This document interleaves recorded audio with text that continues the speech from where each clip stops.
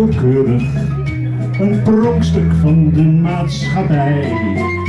Een weduwnaar van onbesproken gedrag, met een brood- en banketbakkerij. Jeannette was een vrouw van de zonde. Haar inborst was door en door slecht.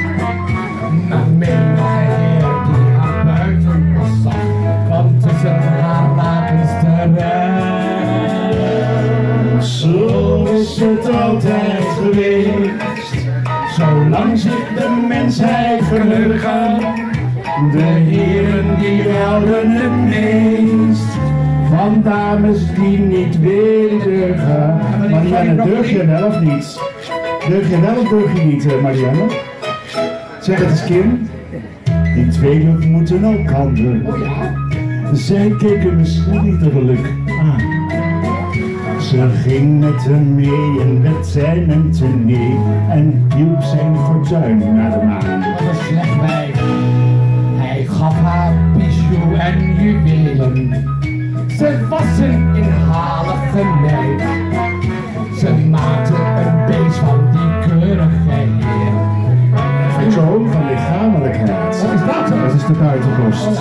Zo is het altijd geweest, zolang zich de mensheid verheugen. De heren die houden het meest van dames die niet willen deugen.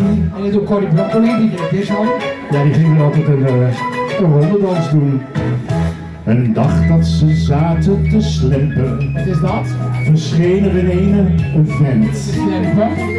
Die legde beslag op al wat hij zag vanwege zijn faillissement.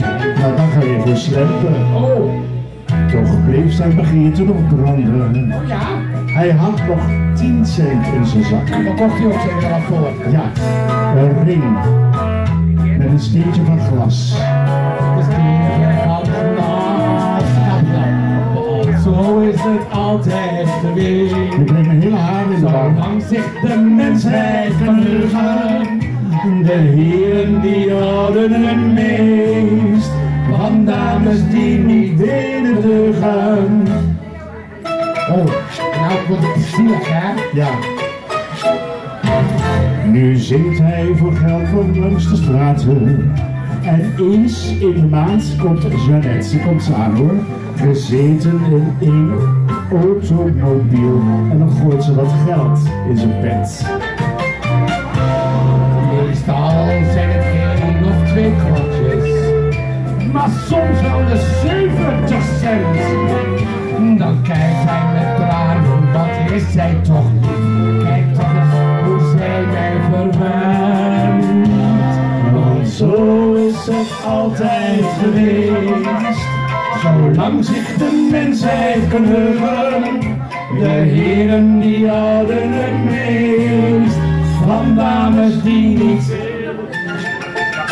van dames die niet, ja terug ja, van dames die niet willen deugen. Hatsé!